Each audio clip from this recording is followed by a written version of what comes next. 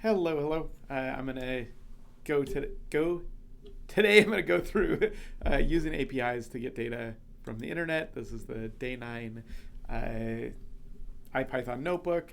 The I mean the idea behind APIs. They are basically a organization makes part of their data, some aspect of their database available to outside researchers. So API stands for Application Programming Interface, right? It's an interface in the sense that it like interfaces your computer and their database. So they can sort of set the rules for who can get what sort of data. And we're gonna, yeah, go through this. So if you think you can think of an API as instructions for how you can interact with their server. And so we might think when we're looking at an API, where is the domain? Like how do I get it? What's the documentation? How do I formulate a URL to get or a request to get a specific piece of data? And then what's the structure and format? How do I use the data? So we're going to go through a bunch of examples. So one is place cats. It's really nice. The idea is, let me show you the output first, and then so you get a sense of what it does. You kind of give it dimensions, and it will give you a picture of a cat with those dimensions. And so what's going on here? So it gives you an image, and yeah, that's the idea. So we're going to load the requests library. Requests is a great, well-designed library that it can retrieve web pages, but it also can interact with APIs. So it uses HTTP requests. So this is like how your computer says what web pages it wants. A lot of APIs use the same sort of idea, and requests can do that as well. And so you can see this placecats.com. This is just a URL, and so we could open that URL. In fact, I think it'll be a little tricky with how I've got my recording set up, but you can do that. Open that URL, and you will see it'll be a picture of a cat. And so if we run this code, we're going to use request to send a get request to this URL. And that will return back something. And in this case, it's a picture of a cat, but it also has a little bit more information. So the request library gives us a status code. 200 is good. That means the request went through. Things in the 400s mean like something's missing, for example, like a 404. You've seen those before.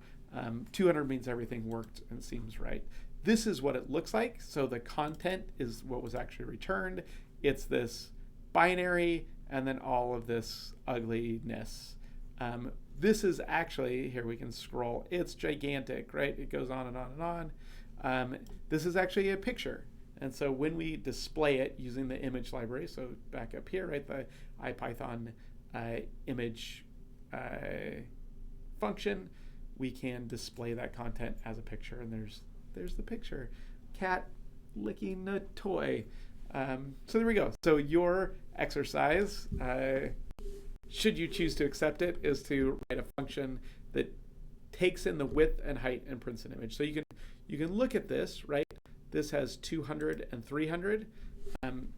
We might change this, if we change this to 400, for example, and run this again, we will get something that's wider than it is tall.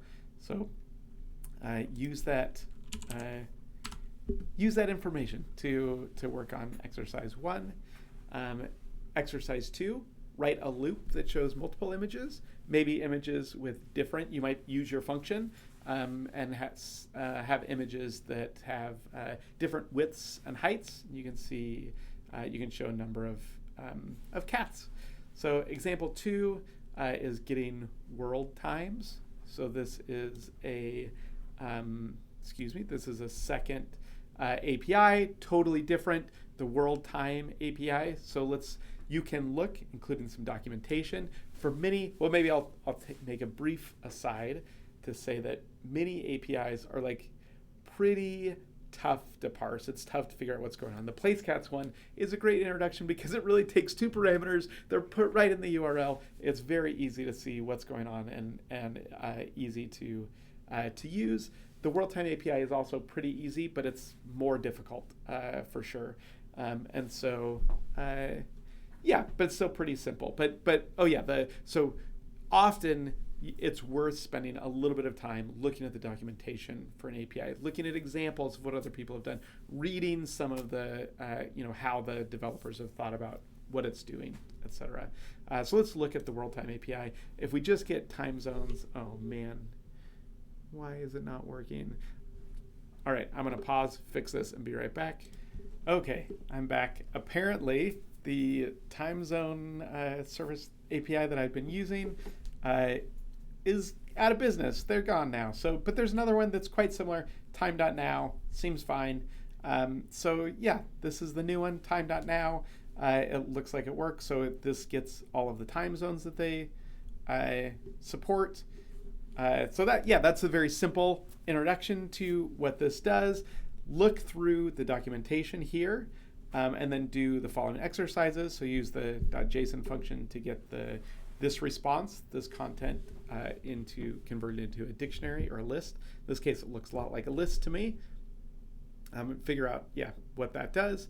And then also figure out how to get the time for your time zone. So what do you do to do that? And the time for your IP address. You'll find both of those in the documentation. Okay, so the next example, this is the Wikipedia API. It's open, it's great. Wikipedia is amazing, but it is much more complicated. And so I'm going to give an example of how to do a few little things, but there's lots more that this can do. So some of these things require you to authenticate, but a lot of them do not. You can do a lot on Wikipedia without authenticating, without having API keys, which we'll talk about a little bit. This is the idea of an API key is sort of like it's a long string that you pass along with your API calls that tells them who you are, basically. It's sort of like a username and password, and it's associated with your account. So but let's see what's going on here. So we're going to set this endpoint URL. That way we can use it to, a lot of APIs work this way, that there's sort of a base URL, and then you sort of append some parameters to that base URL. So in this case, we're going to get the last pages which have been changed on Wikipedia, and we set this dictionary of parameters that we want. So some of these, to be honest, just come from they're telling it what to do. So instead of it being coded in the URL or having a different URL that does different things, so we're going to do a query. The format that it's going to return is JSON, and what it is the recent changes. This namespace is the main namespace. So this is where the articles are. So changes to articles versus talk pages or something like that. We are going to get the requests. I don't remember why. This is probably for debugging. If we want to see what's going on, we can look at the JSON, look at and figure out this is very common that it'll return some kind of big, ugly mix of like dictionaries and lists and dictionaries of lists and lists of dictionaries, and you often have to figure out what's the stuff that you want. And so one way of doing that is sort of, doing this print version and then kind of digging deeper and deeper. So we figured out that what we want is it's under query and then recent changes, and that's where the content is. And so and then within that it's a list of these pages. So let's look at what this does. We'll create that and then get the last pages changed. Oh good, and there's another error here. Let me see if I can fix this one. Okay, figured out what was going on. Yes, it's an important lesson, I guess, that APIs change. They are somewhat fragile. The alternative of screen scraping, for example, is even much more fragile. But APIs change. In this case, Wikipedia now requires, so this is the change in the code right here, now requires a session or a header, a user agent header, in order to know who's making these requests. And so I had to add this code, which creates a session, a request session, instead of just spawning a new session every time, and adds a header to that session. You should change this to include your own contact information. But then once we do that, so we run this, let's kind of walk through what this code is doing. So we have this endpoint, we have the parameters, Yeah, I think I talked about all of that. And then for each page in this content, we're going to get the page title and just append it and then return the result. And we should see a whole bunch of just page titles. And so, oops, I left that print in there. Let's get rid of those. You could look, I mean, this is useful, right? This is, you can see this is the entire thing that gets returned. It's this, giant list of stuff.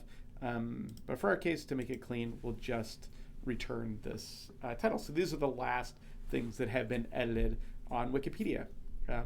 Yeah, as of right now. So there we go. So what you want to do, this is hard. So look at the documentation, use Google or AI to see if you can figure out how to get a list of the last users who edited the most recently edited Wikipedia pages. Oh, no, the most recently edited Wikipedia page.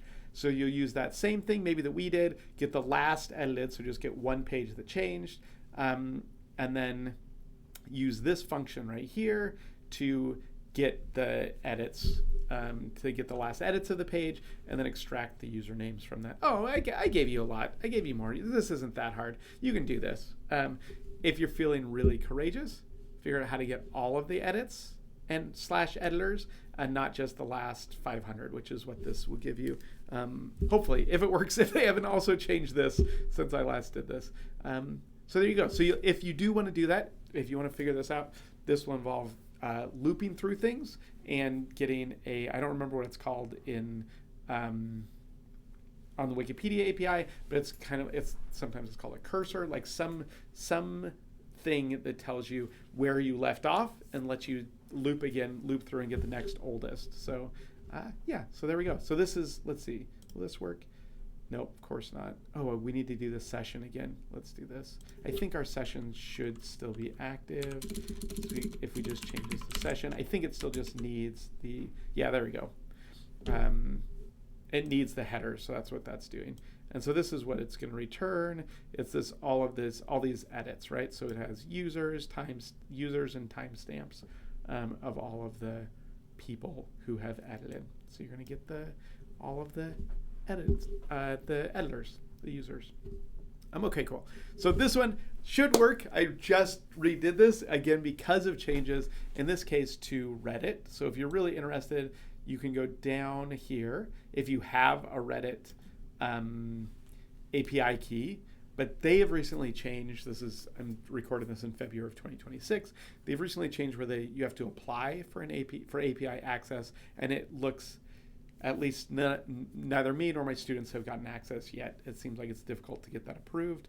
And so if you've been able to create an app and you have an API key, then you can look at this example, and it's cool, and it's great. And it used to be wonderful that we could use this as an example, but they have, recently locked things down. Hopefully that will change, and people can use it again. But Bluesky, on the other hand, is, at least for now, very open. It's designed with a protocol versus as sort of a website. Oh yeah, why am I wearing these? I don't need those on. As a protocol instead of a website, and so in theory, it is nearly impossible for it to ever be totally locked down in the way that Reddit and Facebook and Instagram all have locked things down over the past 5-ish years.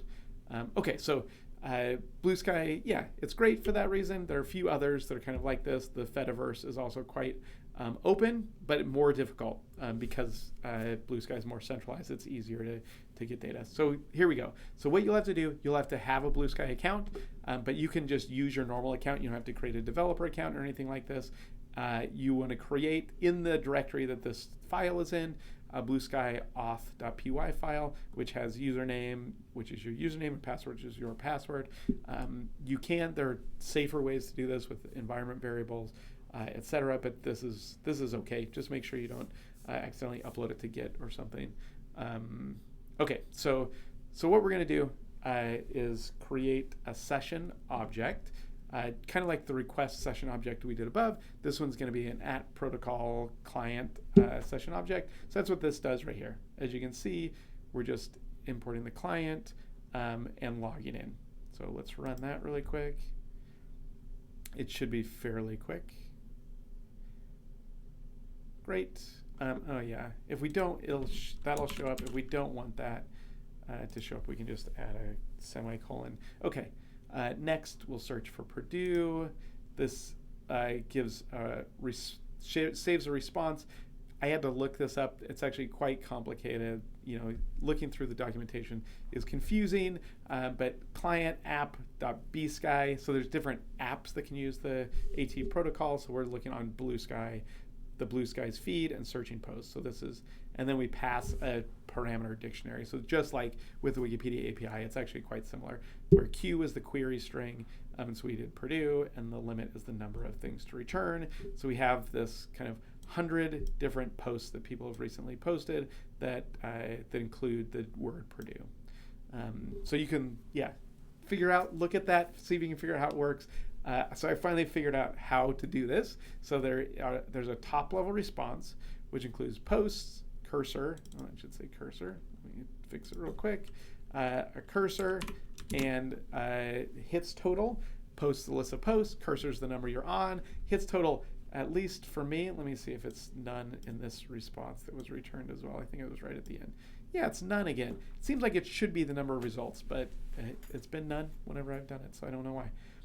So within the post, it's a list of post objects, which themselves are complicated. We are going to extract from them author, which is under post.author.handle, the text, which is post.record.text, the light count and the repost count, and the URI, which is a universal record.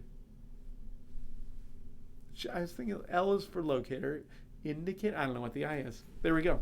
So let's do this, and then we'll see what it looks like. So look how quick that is. It's great. Oh yeah, I guess we'd already gotten them. All right, so we have the author, the text, light count, repost count. I'm just going to scroll quickly just in case there's something inappropriate in there. So let's say we wanted more. So let's say the last 5,000 posts about Purdue, we can use the cursor. So we're going to use this get posts again. Oh, that N is not doing anything. Let's just get rid of that. There's a few ways to do this, but this is basically what we did above, but it just takes in this cursor.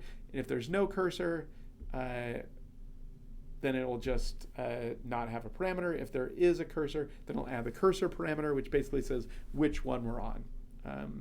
Sometimes this is a kind of complicated string. For Bluesky, it just says, like, you got 1 through 100 last time. Now once you get 100 through 150. So, yes. Oh, yeah, that's what the N was doing. Oh, well, that's fine. So we're going to make this list of posts, an empty list. Start with cursor at none. And as long as the length of posts is less than 5,000, we'll keep going. So we're going to get posts, where the query is Purdue, and the cursor is whatever our cursor is. And then once that returns, we'll update the cursor. For each post in our list of posts, we're going to extract, just like we did up above, extract this information and save it to our post list. So let's grab this, and then we'll also print every time we get a new set of posts, we'll print which one we're on. So let's see how long this takes and get going. Oh, that's great. Look at it go. Some APIs are very slow. They have lots of rate limits, and they really slow you down. The Bluesky, I think it allows you 10 queries per second, which is great, which is just really great. So we're just moving along. It took only 11 seconds to get 5,000 posts about Purdue. Awesome. So next, let's have fun with this. So let's get the top posters and make a follower network for them. So let's retrieve them. Here's the top posters of the last 5,000. And then we're going to get their, so this is, I think this is cool. Get the people that they follow. So for each of them, that's what this function does. We'll make a list of the people that they follow and keep going. So we'll use the same cursor logic, right? We'll keep going. We'll reset the cursor every time we get a response. Keep going until we've got all the people that they follow in this follows list. And then we're going to create a dictionary for this top 100 people. And for each of them, we will get their name and then get all of all the people that they follow. and create a following dictionary. So for each person, there's going to be a dictionary of where the value is the list of all the people that they follow. Okay, so let's see what that looks like. Oh, I don't know if I want to print all of them. Oh well, it's 100 people.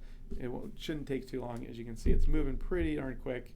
But then while that's finishing, let's look at what we're going to do next. We're going to make a network from them. We're going to create this list of a following graph. And so for each person in the following dictionary, if they are in the if they're in the following dictionary, in other words, if they are also one of the top 100 people, then we will keep it and create a user follow tuple. And so this is going to be a list of tuples where the first person is one of our top 100 users, and the second person is another one of our top 100 users that the first person follows. So hopefully that makes sense. So that's what this is going to do. Once this one finishes, oh, how close are you? Once in a while, the one, I mean, I didn't change this, but the one thing you might think about is making some limit for how many people it could get, because in theory you could follow, if someone follows tens of thousands of people, then it would take a while to get their follows. And so, yeah, it might take a while for to get a few people. Yeah, ranked news, it looks like, is taking a long time. So, which makes sense. There are some people that follow tons. And so you may want to have a list, a limit, where it stops if the length of this follows list is too long. Let's see if oh yeah, it's going now again. So I bet we're pretty close. Oh, yeah, and we're done. Under 2 minutes, not bad. And then this should be quick, and I'll show you what this looks like. Yep, 0.0 seconds. So this means that Just Mill follows Kerbal 1123. So that's our followers graph. And then finally, we can make a nice picture of it. So I don't want to belabor what all this is doing. It's a little bit different from the things we've been doing before, but it uses NetworkX to make a graph of these 100 people and who's connected to who. Handle invalid. Follows themselves. Okay, I don't know where that came from. That's the sort of thing, like this is why you visualize your data. You look at your data because, obviously that appeared somewhere in here. It's worth figuring out where and why, and probably removing that person. Anyway, there we go. So, oh yeah, that's cool. So these are the top people, and they're kind of their following, their follower network. Oh, I think this is just reciprocal follows. I think I made it so that's only people who both follow each other. So you could see sort of some little communities maybe among people who often talk about Purdue, which we will come back to in the next week. So there we go. I think I left, let's see. Oh yeah, an exercise. So this example might include spam accounts or trolls. So what if we just want the posts that are popular? So filter the posts to only include those with more than 10 likes or more than 5 reposts or something like that, whatever you think is a good measure of popularity, and then run that pipeline again. So start from the beginning and you filter, find the top users for that and build a follower network from that and see how that differs from when we look at this one. It might not differ that much, but we'll see. Okay, cool. Hopefully that is helpful.